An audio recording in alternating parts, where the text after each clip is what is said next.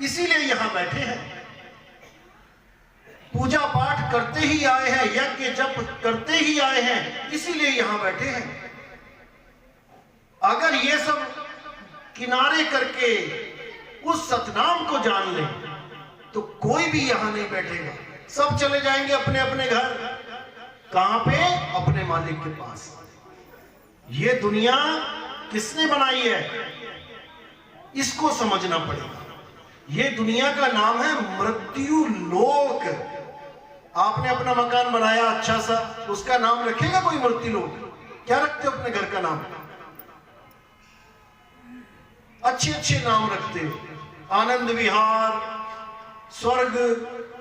कोई अपने नाम घर का नाम मृत्यु लोक नहीं रखेगा, लेकिन इसका नाम मृत्यु लोक रखा हुआ है क्योंकि यहां पर कोई भी अमर नहीं है। जो भी आया है उसको मरना ही पड़ेगा, जाना ही पड़ेगा इस दुनिया को छोड़ के। लेकिन जाए कहां, ये नहीं किसी को समझ में आ रहा। सब जा रहे हैं कहां पे? कोई स्वर्ग भाग रहा है, कोई महास्वर्ग जा रहा है, कोई ब्रह्मलोक, कोई अलख लोक, अगम लोक, सतलोक। इन्हीं लोकों में पड़े हुए हैं और वापस घूम घूम के फिर यहीं पे आते जा रहे हैं क्योंकि सतनाम नहीं है। जिस दिन सतनाम मिल गया उस दिन अब कहां रहोगे? सतनाम में ही रहोगे। इसीलिए साहिब ने बोला इस दुनिया में 4 प्रकार के गुरु हैं। हमने पहचानना है कि हम किस गुरु के लड़ लगे हैं। इन 4 में से 3 प्रकार के गुरु ऐसे होते हैं जो हमें नाम तो देते हैं लेकिन सतनाम नहीं देते। कौन कौन से गुरु हैं? पहला गुरु है जो जाप देता है, जो बोलने वाले नाम देता है। बेटा कोई भी नाम जप लो, कुछ भी जप लो, राम राम कर लो, वाहेगुरु वाहेगुरु कर लो, कबीर कबीर कर लो, वही 52 अक्षर आपको पकड़ा देता है। तो साहिब ने बोला नाम है जप में, नाम है तप में, मैं इनसे मिलने वाला नहीं हूं।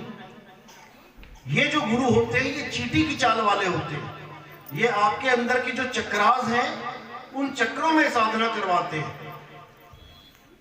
दूसरे नंबर के गुरु होते हैं अजप्पा वाले, जाप, अजप्पा, अनहद। ये 3 प्रकार के गुरु हैं।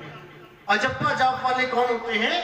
जो श्वासों के साथ आपको साधना करवाते हैं। श्वास अंदर गई सो, श्वास बाहर छोड़ो, हंग, सो हंग, सो हंग।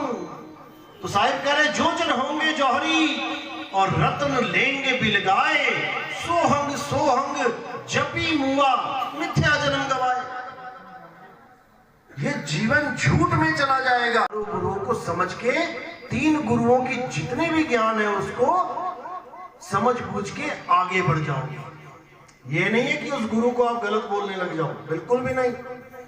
किसी ने भी कोई गुरु धारण किया है, अहो भाग्य कि आपने गुरु धारण किया। लोग तो बिना गुरु के मर जाते हैं, दुनिया छोड़ जाते हैं। गुरु का मतलब है ज्ञान। आपने ज्ञान अर्जित किया, बहुत अच्छी बात है। लेकिन अगर कोई कहे कि गुरु देह है, देह नहीं है। अरे देही को सतगुरु कहे ये है धुंधर ज्ञान, और 4 दाग आवे नहीं वहां को सतगुरु जान। गुरु ज्ञान होता है, गुरु देह नहीं होती। आप अपने बच्चों को स्कूल भेजते हो, पहली क्लास में भेजा, अगर वो अपने गुरु से प्रेम कर बैठे कि नहीं मैं इस गुरु को छोड़ के आगे नहीं जाऊंगा, तो क्या उसका मकसद पूरा हो जाएगा स्कूल जाने का? स्कूल आप इसलिए भेजते हो कि मेरा बेटा डॉक्टर बन जाए, मेरा बेटा इंजीनियर बन जाए। अरे कुछ नहीं तो 12वीं तो कर ले। लेकिन वो पहले क्लास वाले गुरु से ही प्रेम कर बैठा, कहता है इस गुरु को नहीं छोड़ूंगा मैं, तो कब आगे बढ़ेगा वो? गुरु ज्ञान है, वो ज्ञान अर्जित करने गया है। उस ज्ञान को अर्जित करने के लिए उसको कई गुरु बदलने पड़ेंगे। पहली वाला गया, दूसरी वाला गया, 5वीं वाला गया, 10वीं वाला गया, कॉलेज में आ गए, कॉलेज वाले भी गए, यूनिवर्सिटी में आ गए, वो भी चले गए, पोस्ट ग्रेजुएट हो गया। तो गुरु ज्ञान है, ना कि कोई देह है। गरीबदास जी कहते हैं अरे दादू का पिंजड़ा पड़ा और वो नानक की देह, इनमें सतगुरु कौन है मोको बड़ा संदेह।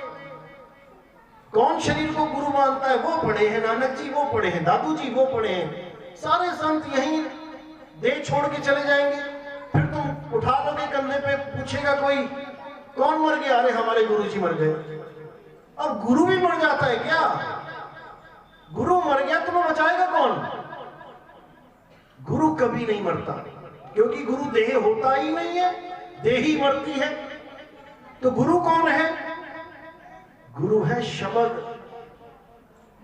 अरे शब्द गुरु सुरत धुन चेला, मिले परस्पर भया अकेला। और ना कोई गुरु ना कोई चेला, तो उड़ जा हंस अकेला। गुरु ऐसा चाहिए जो अपने साथ बांधे ना, कि मैं बेटा पार करूंगा तुझे। फिर तो तुम्हें आस में लगा दिया उसने। तुमने अपने बच्चे को किसी के पास ट्यूशन रखवा दिया, ट्यूशन वाला मास्टर कहता है बेटा फिक्र मत कर, जब तेरा एग्जाम आएगा तो मैं तेरे साथ बैठूंगा और नकल करवा दूंगा। झूठ है ये। अरे एक डाल दो पंछी बैठे, एक गुरु एक चेला, और गुरु की करनी गुरु भरेगा, चेले की करनी चेला। क्योंकि आपका सारा ध्यान, आपकी सारी सूरत किसके साथ जोड़ दी गई है? तत्व के साथ। ये श्वासा तत्व है। इन 5 तत्वों में से अगर किसी के साथ भी आपकी सूरत जुड़ी रही, आपको वापस 5 तत्वों में ही आना पड़ेगा। तीसरे नंबर का जो गुरु होता है वो होता है अनहद वाला। वो क्या है अनहद? कानों में उंगलियां डाल के हमारे ही 5 तत्वों की 5 आवाजों को सुनवा देना। जैसे इस दुनिया को देखेंगे आप, तो ये दुनिया 5 तत्वों से बनी है। आकाश है, हवा है, अग्नि है, धरती है, पानी है। इन्हीं 5 से मिलके ये सारा संसार बना हुआ है। हमारी आपकी बॉडी भी, हमारा आपका शरीर भी इन्हीं 5 तत्वों से बना हुआ है। और इन 5 तत्वों की अपनी अपनी आवाज है। जैसे पानी बरसता है तो आप ये नहीं कहते कि आग लगी है बाहर, पानी की आवाज खूब पहचानते हो। जब आग लगती है तो कोई ये नहीं कहता कि पानी बरस रहा है, आग की भी आवाज खूब पहचानते हो। कहीं आग लग जाए जंगल में, किसी के घर में, देखो कैसे भभक्का उड़ता है। हवा चल रही है, हवा की भी आवाज को खूब जानते हो कि तूफान चल रहा है। ऐसे ही पत्थर की आवाज, धरती की आवाज को भी खूब जानते हो। कोई पत्थर गिरता है, कोई पहाड़ टूटता है, समझ में आता है कि भाई किसकी आवाज है। और आखिरी आवाज आसमान की, उसकी आवाज क्या होती है? उसकी आवाज भी आप सुन सकते हो। कैसे सुनोगे? एकांत कमरे में जाके बैठ जाना, बिल्कुल एकांत, और ध्यान देना। एक आवाज चल रही होगी, सुन, लगातार चल रही होगी। शायद कईयों ने सुनी भी होगी, लेकिन ध्यान नहीं दिया कि किस चीज की आवाज है। ये 5वें तत्व की आवाज है जो चारों तरफ से आपको घेर के बैठा है। कभी लगेगा कि इस कान से आ रही है, कभी लगेगा इस कान से आ रही है। कई लोग तो डॉक्टरों के पास इलाज कराने चले जाते हैं उसका, लेकिन उसका कोई इलाज नहीं होता भाई, वो तो आप तत्वों में बैठे ही हो। तो इन्हीं 5 तत्वों को जो बाहर आवाजें हैं, वही 5 आवाजें हमारे अंदर हो रही हैं। उसको क्या बोला है कि अनहद नाद को सुना जाता है, जोगी सुनते हैं उसको। तो कबीर साहब ने तीनों का खंडन कर दिया। अरे जाप मरे अजपा मरे, अनहद भी मर जाए, और सुरत समाये शब्द में, बाको काल न खाए। सुरत समाये शब्द में, यानी कि अब मैं कहां रहूंगा? मेरा वास कहां है? शब्द में है मेरा वास। परमात्मा में मैं लीन हो जाऊंगा। अब मुझे आना जाना नहीं पड़ेगा, अब मुझे कहीं नहीं आना, कहीं नहीं जाना। अरे ना कहीं आना ना कहीं जाना, आपे में आप समाना। आप अपना नाम लेके बैठे हो, मेरा नाम सचिन है, मेरा नाम जतिन है, मेरा नाम वो है। ये कहां से आए हैं? ये आप ही के माँ बाप ने आपको एक नाम दे दिया है, 52 अक्षरों में से निकाल के। इसी प्रकार जैसे आपके माँ बाप ने आपका नाम रखा, ऐसे ही संत महात्माओं ने उस परमात्मा का नाम 52 अक्षरों के द्वारा रख लिया।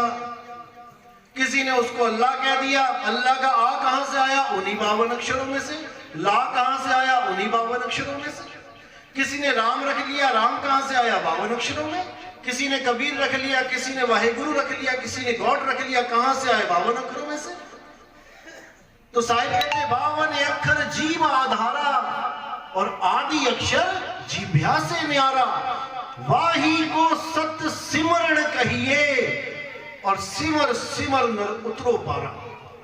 जब आप 52 अक्षरों के जाल से बाहर आ जाते हो तब समझो कि अब आपकी मुक्ति होने वाली है। नहीं तो आप में और एक तोते में कोई फर्क नहीं है। तोता भी पूरा दिन जपेगा राम राम राम, उसको कबीर कबीर जपवा दो तो कबीर कबीर, वाहेगुरु जपवा दो, लगा हुआ है वाहेगुरु वाहेगुरु करने में। फिर तो तोता भी मुक्त हो जाना चाहिए, वो भी जप रहा है। अगर जपने से परमात्मा मिलता है तो तोते को भी मिल जाना चाहिए। फिर इंसानी चोले को क्यों महान बता रहे हैं कि 1,84 भुगतने के बाद एक बार इंसानी जन्म मिलता है, अगर उसमें भी परमात्मा का नाम नहीं लिया तो मारे गए, फिर वापस चले गए। तो इसी को समझना है। ये जितने भी नाम, जितने भी हमने नाम रखे भगवानों के, हमने 52 अक्षरों से रखे हैं। इन 52 अक्षरों को खत्म कर दो, हटा दो, अब कोई नाम नहीं बचा। ना आपका नाम, ना आपके देश का नाम, ना आपकी जात का नाम, ना किसी भगवान का नाम, कुछ भी नहीं। लेकिन फिर भी आप लोग, अगर आपका कोई नाम ना रखता तो क्या आज यहां बैठे ना होते? गाय भेड़ बकरियों के, किसी ने कभी, भैंस ने अपने बच्चे का नाम नहीं रखा तो क्या उसके बच्चे अस्तित्व में नहीं है? हैं? पानी का कोई नाम ना रखे, जैसे चिड़िया है, गाय बैल हाथी घोड़े, ये पानी पीने जाते हैं जब प्यास लगती है और इन्हें पता भी नहीं होता कि इंसानों ने इसका नाम पानी रखा हुआ है। बिना नाम जाने अपना गला गीला करके आते हैं। उड़ती उड़ती चिड़िया को प्यास लगती है, तालाब के पास चली जाती है सीधे, बिना ये जाने कि इस पानी का क्या नाम है। इसी प्रकार परमात्मा को पाने के लिए किसी नाम की जरूरत नहीं है कि कोई सोचे कि मैं नाम जपूंगा तो अंदर और तुम्हें 9 दरवाजों में से बाहर निकाल दिया जाएगा, फिर तुम्हारा मिलन कहां हुआ। इसीलिए सब डरते हैं मरने से कि अब जाए तो जाए कहां। पापा मुझे बचा लो, डॉक्टर साहब मुझे बचा लो, क्योंकि वो जानते ही नहीं कि शरीर छोड़ के जाऊं कहां। इसीलिए साहिब ने बोला कि ऐसा भेदी गुरु जो पकड़ो जो ये बता दे कि तुम कहां से आए और जाना कहां है।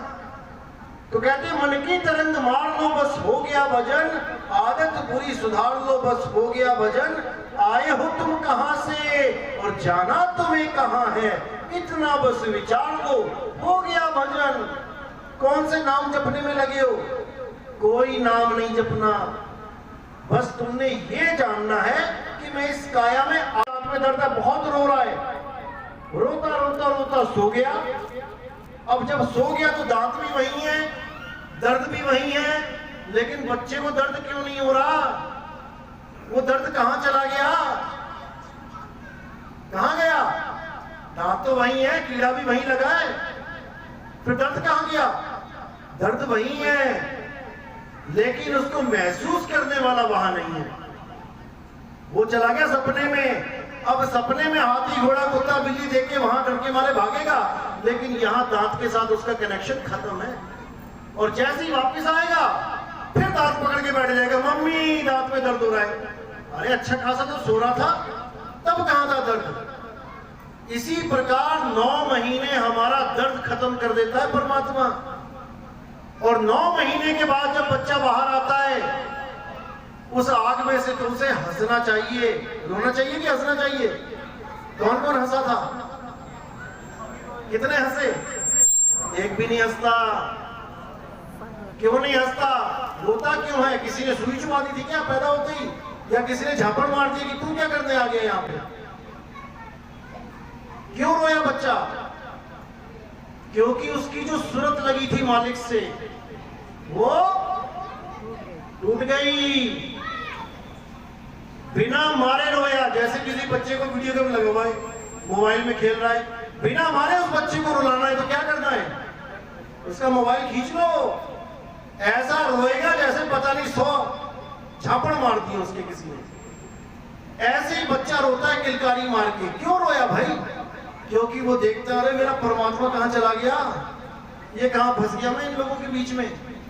तो साहिब कहते हैं कबीर जब पैदा भये जग हंसे हम रोए। अब उसका सॉल्यूशन भी बता रहे हैं कि क्या करना है। अरे ऐसी कर दी कर चलो हम हंसे जग रोए।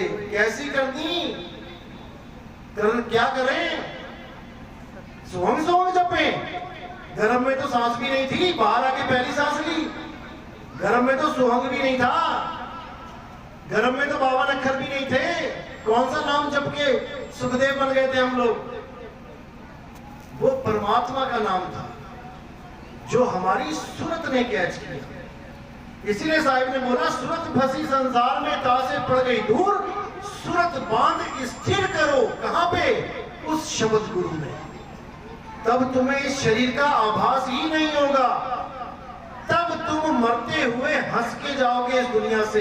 अरे जिस मरने से जग डरे मेरे मन साहिब